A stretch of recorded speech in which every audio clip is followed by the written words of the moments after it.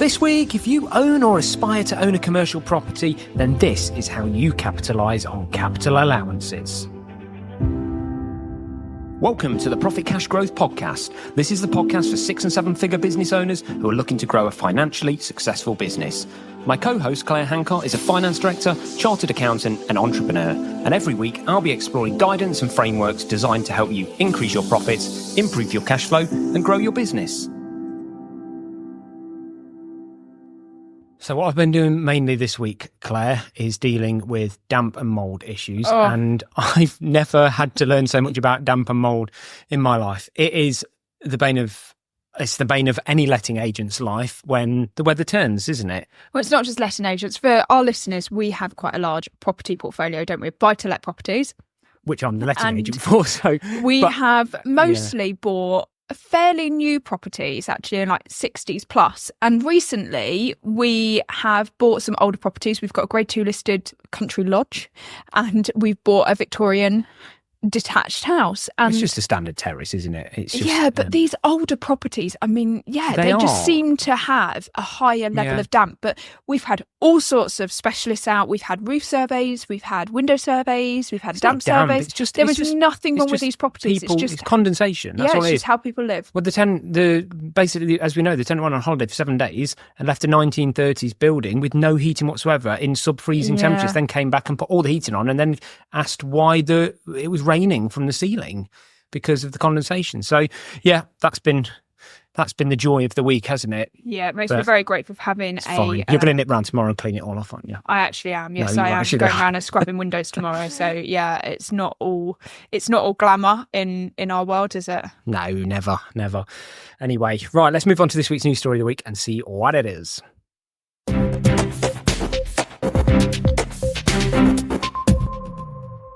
This is fascinating, this news story. You're on that, weren't you? When you told me this, I literally, my mouth hit the floor. I just didn't... Sometimes you just never comprehend things. How the world works. Yeah, you don't it. think about these things until somebody says something and you're like, oh my God. So Simon, tell us, what is the news story this week? So the headline was M25 brings gridlock for drivers, profit for owners. And you think... Profit? For owners? Who owns the M25? Exactly. Did you know, and I certainly didn't, did you know that the M25 is the UK's most profitable toll road? Now, they call these, the official definition is shadow toll roads. What they basically mean, it's a fucking secret. None of us know that, that they're actually privately owned motorways and not owned by the government. So, and it's not the only one. Apparently, this is one of many. So, yes. Sorry, I'm just going to correct you there because they are owned by the government, but this private company called Connect Plus has the rights to it. So they are, but basically the M25 is privately owned by investors, including a large UK hedge fund. So the story is all about the fact that last year it made record profits on operating the M25 of £64 million, despite regular traffic jams and weekend closures for maintenance. So that particular motorway is classed as one of the UK's biggest, what they call PFIs. And again, I've just learned something. I didn't know PFIs existed. It stands for Private Finance Initiative Contracts. So the government or the government agency, the Highways Agency, give out these Private Finance Initiative contracts to private companies to effectively operate, delegate, I guess they're subcontracting their responsibilities, but these companies can obviously profit from it. So the company that runs this one is called Connect Plus. It was set up 15 years ago to operate and manage the M25 on behalf of the state-owned National Highways. And its core objective from National Highways is to deliver safer and more reliable journeys. I think that's fascinating. Like, you just never really think of the M25 as a business. No. But it's got a 30-year contract. It has, and what's interesting, so it's halfway through its contract, 15 years. Since 2009, Connect Plus has made over £340 million in operating profit for their investors. I never like comparing it before operating profit, because after taxes, actually, this business is basically, I think it's £45 million a year after taxes, which, don't get me wrong, is a large amount of money. I think I'd quite like to make £45 million post-tax profit, but don't forget that shareholders can only be paid after taxes are paid. Yeah. But what I found staggering about this business, their annual accounts are online. They were published up to the 31st of March 24, so they're very recent. And they only turned over 262 million. So high margins of profit. Yeah. Like ridiculously high margins. And what I found more fascinating about this, when you start digging, you just really realise how the world works, is so a shadow toll. Basically, they're not charging the miles driven or the journeys or anything like that. They get paid a flat rate for the number of vehicles that use the road from the government. Yeah. And I've completely forgot what I was going to say. Oh, but I bet where the real money is in this is that they then have links to an additional company, because it's all in their annual accounts. You have to declare connected companies. They then outsource all of the work that's been done, the maintenance and the improvements that have been done to the M25 are also outsourced to connected companies. So they're not going through this Connect Plus. This Connect Plus is just the management company. So they've then companies that are providing the maintenance. Absolutely. So they've then got other profits being made through these highway maintenance companies. It's just insane, isn't it? I mean, it's slightly insane to think that like it can be such a secret that, taxpayers' money, which you think is not profiting anything, it's just cost on cost, isn't it? You pay your tax money, they look after the roads, it is what it is. You don't then put £340 million into the pockets of pension funds. However, there is an element of, I do not want our government running the M25. I'm quite happy to pay a premium to a private company to do it, because they do it better. But at what you just took a 30% margin when the average business makes 10, Tesco makes 2. No, not 30%, like 20% after post-tax profit. For a business just under 20%. Massive. Most people make 10 or less, don't they? Yeah, and also they're making profits through their maintenance company as well. The kind of left lot would say that, that's over profiteering from taxpayers' money, isn't it? Come on, look what happens with anything that our government gets their hands on. It would still, the 262 million in turnover has come from the government. Yeah. If we gave the government 262 million a year to manage the M25, could they do it? Worse, probably no. And they couldn't do it for 262 million. Agree. So I agree. I have no problem with paying that to a private company. They said here that the way the payment system works, Connect Plus, is based on number of cars, lane closures, speed of response to incidents, winter maintenance, and even litter picking. Fascinating, isn't it? Yeah, it's fascinating. Yeah. Well, let's move on to this week's deep dive and leave the toils and tolls of the M25 behind us. So this week, Claire, we're going to deep dive into a guide to capitalise on capital allowances. And for people that don't know, this is to do with, this is linked to buying property, isn't it? Commercial property. Typically commercial property. You can use capital allowances on sort of service accommodation and things like that. We've looked at that before, but this is primarily about commercial property, yeah. And I think that this is one of those things that I go to quite a lot of like mastermind sort of days and networking events and masterclasses and things like that. And often people will say, particularly if you're looking at buying a business or if you're looking at buying your business premises, that sort of band, you just need to claim capital allowances. And I can see heads nodding and people thinking, yeah, that sounds like a good idea, but do they actually know what it is? So I think we're going to cover that, break it down today and tell you the circumstances that it might apply to your situation, and at least give you the confidence that you know when to ask your accountant to check whether it does apply or not. Amazing. So let's start with, tell us in a nutshell, what are capital allowances and when they apply, Claire? Okay, so we're talking specifically about commercial allowances related to property. Okay, now when you invest in property, so you buy, for example, a warehouse, if your spend is 100% on property, now property has different tax breaks, so you get a couple of. Let me rephrase this differently. You get 2 tax breaks when you invest in an asset normally, okay? There's what we call annual investment or upfront tax break, which is where the government will allow you to deduct the total cost of it from your tax bill that year. So we've got like the annual investment allowance, for example, up to £1 million. And we've had like super deductions and things like that before. So you can, up to a certain threshold, claim 100% of it and reduce your tax bill in year 1. And or you can claim what's called tax depreciation. So you can depreciate the asset and that reduces your tax bill in future years. Okay. Now, generally, that doesn't apply to property.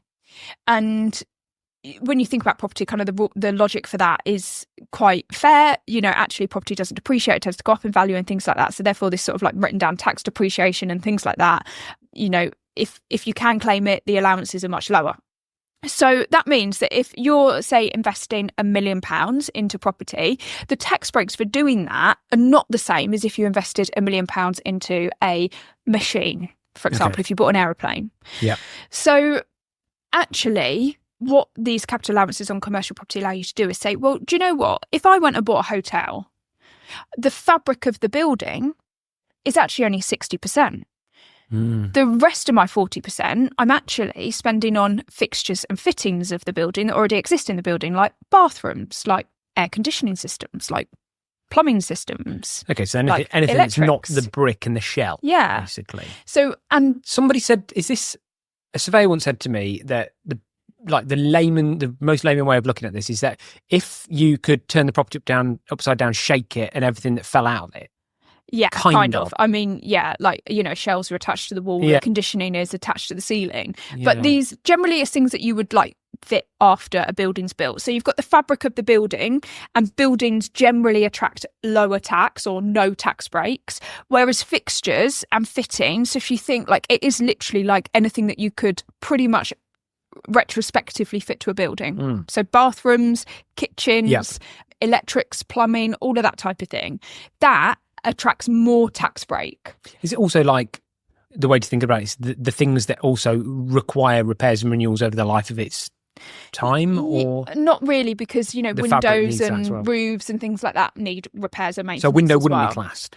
Not normally, no, because that would be, generally you would say that a window, for example, is like the fabric of the building. But there are certain What about the circumstances. tiling of the bathroom? No, I mean, you're getting into like individual nuances here, Simon. No, I'm just trying to really get so not the tiling of the bathroom, but the bath itself, for example.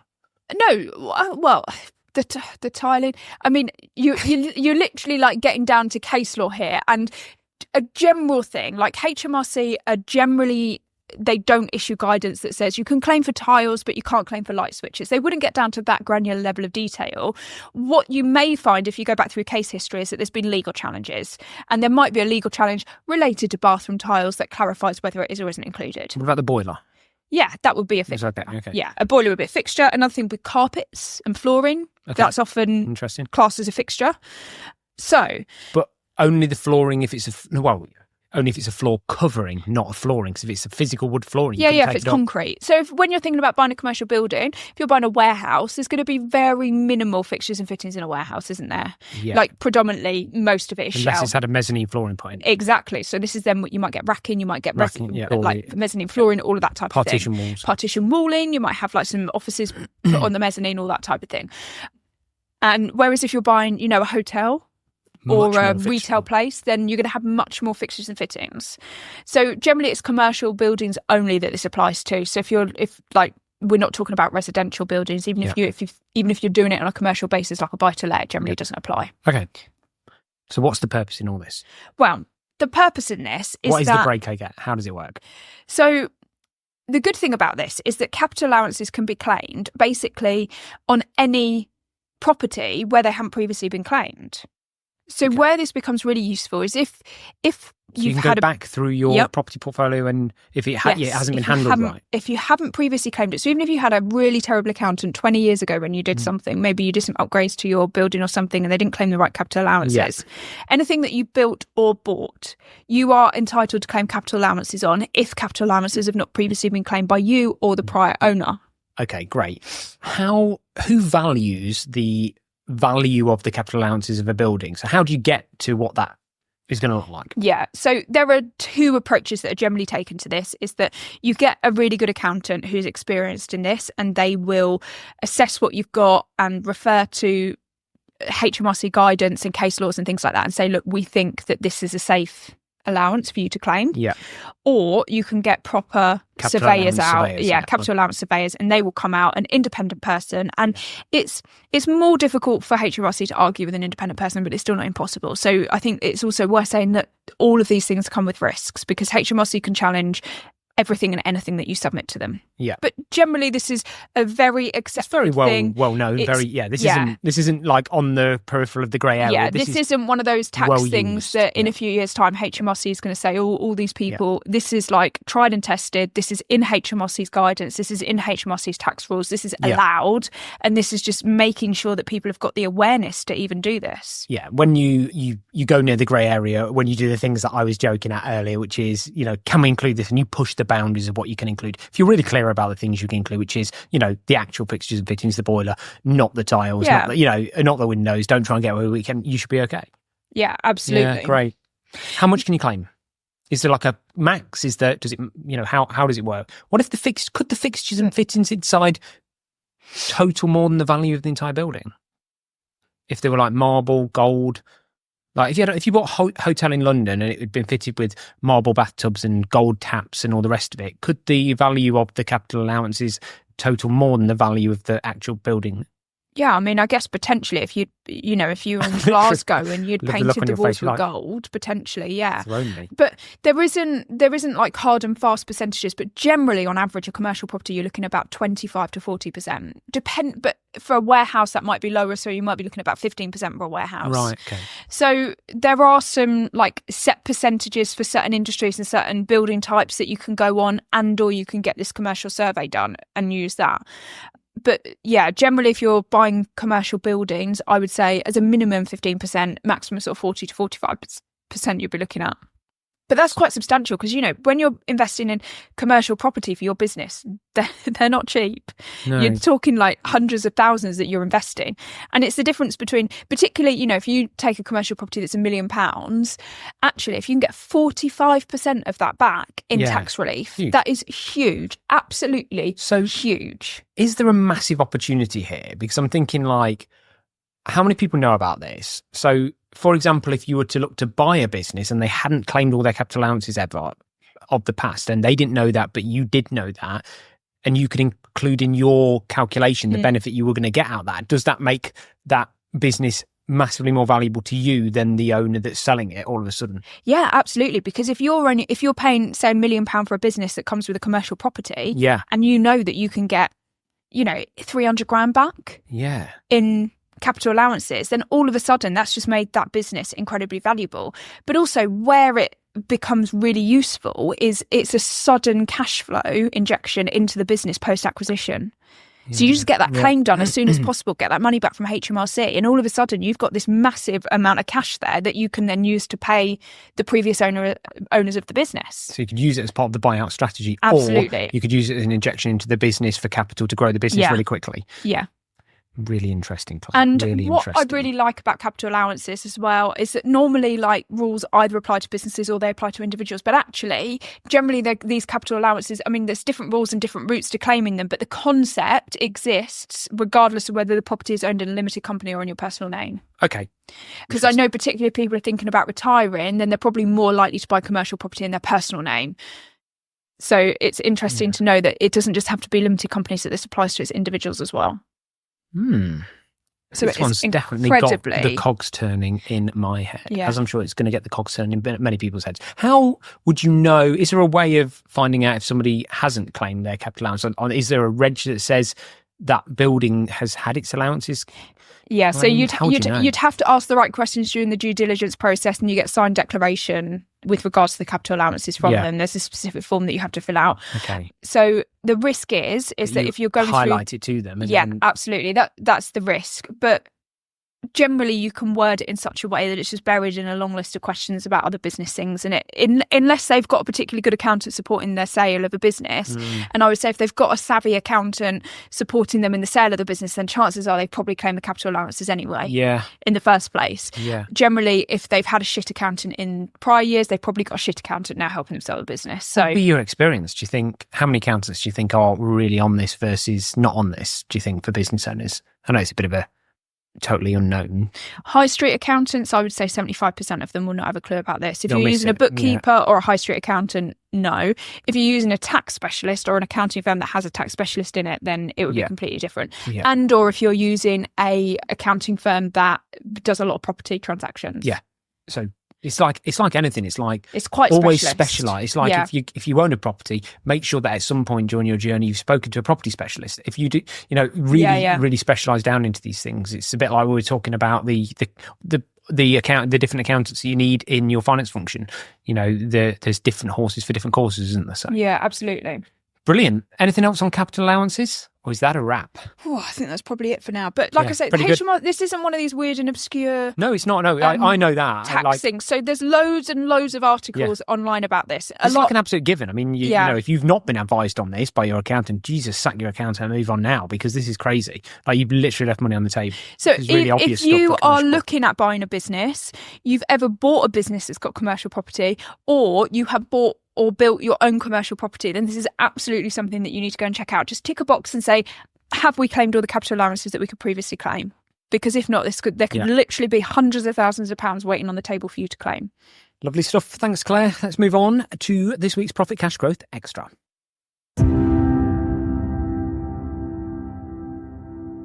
So in our series of new iOS updates, I find this quite interesting, actually, because we've got an Apple store down the road from us, and we went into the Apple store and I questioned the Apple guy. I said, when I'm tapping on the top of you can like double tap at the very top of your screen and it shoots it right back up to the header of like whatever you're on. So if it's a web page and you're at the bottom, it shoots back up to the top. And he looked at me like I had 25 heads. I don't know what you're on about. You keep saying that's not a thing. And I was like, yes, it is. Watch. So I've been to the Apple store and taught Apple people things about their products that even they don't know, which just goes to show how many tips and features there are. There's so many features across. This is why Profit Cash Growth Extra is really good, because I just think if most people know about it, great. But if just one or two people go, oh my God, I didn't know about that. These are cool hints and tips. Like, I didn't know about the WhatsApp groupie sending yourself stuff things. And these things change your world. There's so many things. So we've just given 2 Profit Cash Growth Extras. So if you've got anything open on your iPad or your iPhone and you tap twice quickly on the top of the screen, it shoots it right back up to the top. So if you're looking at like a 100-page PDF document, it goes back to page 1. It doesn't work for me, but okay. It does work for me. Whatever.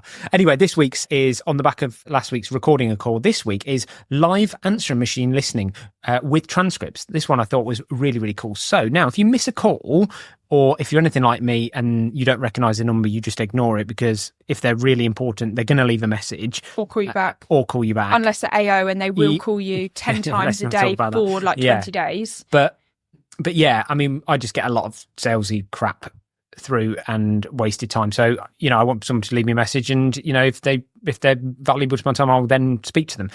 This is really good, because now when they leave a message, you can see the transcript of them speaking the message live on your phone. And I've not tried this yet, but I've been told by Apple that this does this. And you can interject and pick up the call in the middle of them leaving the message if you decide, it's John from so-and-so. I don't know, everyone's John, aren't they, nowadays? It's John from so-and-so. And you think, I do want to speak to John. You can pick up the phone and say, hi, John. And do you know what the irony of this technology is? Well, this is what you said to me when we first talked about this. This is like going retro, because this is like the old answering machine that we got in like the 80s and the 90s. You stuck it on your landline, didn't you? Yeah, and you would listen to pick up the phone, Sandra next door leaving you a voicemail message. Always a John or a Sandra. You can pick it up if you wanted to. Yeah, exactly. So do check that one out, because I thought that was another cool little feature. Not quite as revolutionary as the call recording feature, but definitely an interesting one. So thank you for joining us for another week's podcast. As always, if you feel like you might have outgrown your current accountant, do get in touch with Claire and the team at Profit Cash Growth. You can do that at profitcashgrowth.com. And we are dead excited about the next episode, aren't we? Because we are doing the great big business Christmas quiz of 2024. Oh, Claire, you've just completely ruined the title of that. The Business Quizmas Special. Oh, sorry. Oh my goodness. How long it took me to come up with that clickbait title. And you've just... It just balls it up. Absolutely balls it up. Yes.